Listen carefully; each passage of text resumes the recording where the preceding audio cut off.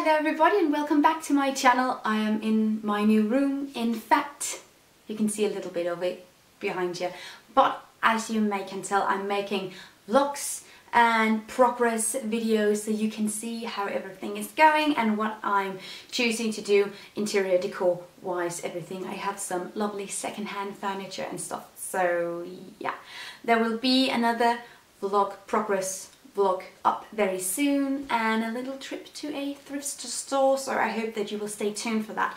But today I thought I would do one of the very first sit down talk videos in my new room, so this is kind of a milestone, believe it, yeah. But I wanted to talk to you about something that has spawned a lot of questions generally, but especially within the past 2 years. So I thought I would do that. I would like to talk about my diet and my vegetarian journey and everything. And this is something that potentially can spark a lot of controversy because I made, if you don't know this, lucky you, I made a video about why I'm not a vegan very long time ago, actually maybe 2 years ago, 1.5, I don't know. Very long time ago I made this video and I took it down because, you know, people change is something that really happens, and I made a follow-up video where I talk about this video. So if you want to see that, I will link it down below so you can go check that out.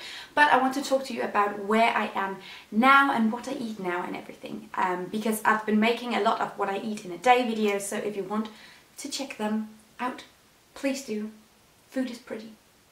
Indeed. I decided about 1 year ago, maybe just exactly 1 year ago, 1 year ago I decided that I really wanted to give this a fair shot. It was something that happened in my own pace indeed, but I've really loved this change of things and this change of my diet. It has helped me so much. I've cut out meat obviously, but I've also phased out a lot of dairy products. I still eat some cheese, but generally I cook with soy milk or rice milk, almond milk, something like this, and in my cooking I've phased out eggs completely as well, so I don't eat that anymore. I've made within this year a lot of fails and I've accidentally eaten meat a couple of times, so you know, stuff happens, but I really wanted to, you know, show you guys where I'm at and where everything is going and whatnot, and also say that it's okay if you can't turn vegetarian or vegan overnight, because most people can't, and I couldn't, especially me, because a little backstory, maybe it's needed, a little bit backstory. I could eat so much steak when I was a child, a kid, younger, generally, in my teens as well, and I would never have thought of going vegetarian or vegan whatsoever. It was not in my plans because I really loved meat.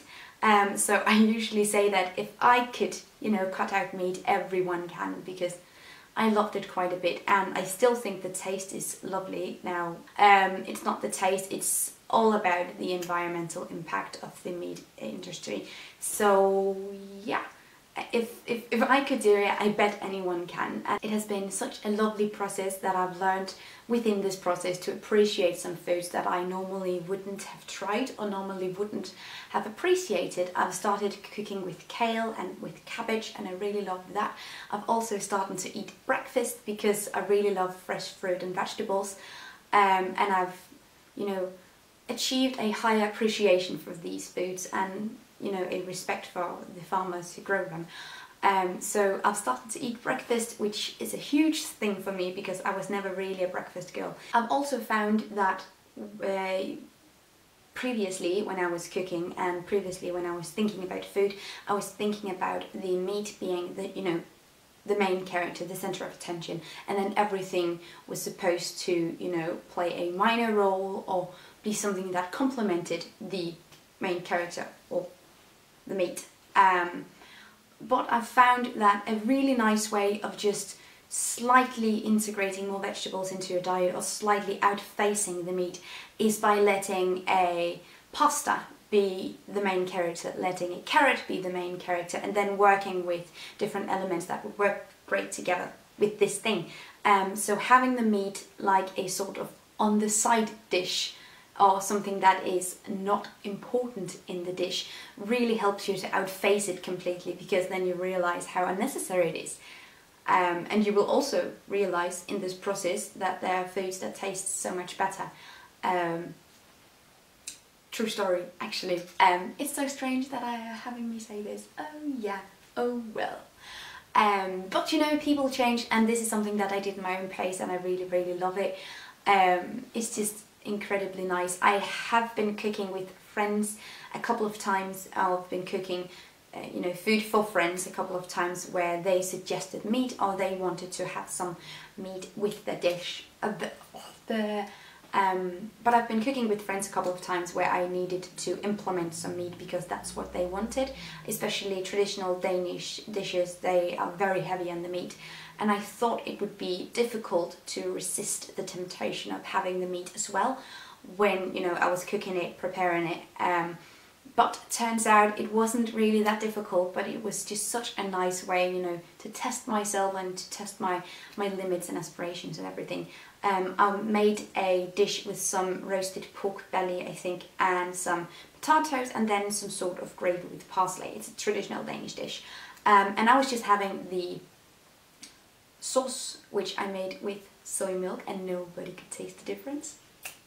I made this sauce, and then I had potatoes on the side, and it was fine. I really loved it. It filled me up. It was incredible. I loved the taste, and I didn't miss the meat at all, and I was so proud of this. So I think one of the best things you can do if you're trying to outface the meat, or generally just trying to improve yourself, is just to celebrate these small moments, because boy, is that important. I can hear people walking outside. It's strange now because, you know, I live with roommates and everything, so it's rarely very quiet, which is funny, but also quite difficult when you're filming and everything. But I hope that this made some sort of sense. You know, generally these talkative videos, I just ramble and just talk whatever I want to say. But I hope that you like this. I would really like to update you even further on this process. So if you have any questions regarding diet or food or anything, I would love to make a, you know, Q&A answer video. So whatever you wanted to ask me, you can ask me down below, and I will make another video. Also, do you have any recipes you would love me to try out, because I am looking for new recipes to try and implement into my What I Eat in a Day videos. So I hope that you guys like this video. If you did, leave it a thumbs up. That would make my day. You can also subscribe to my channel, and if you did, I will send you big hugs. And take really good care of yourselves. Until next time, I'll see you. Have a great day. Bye!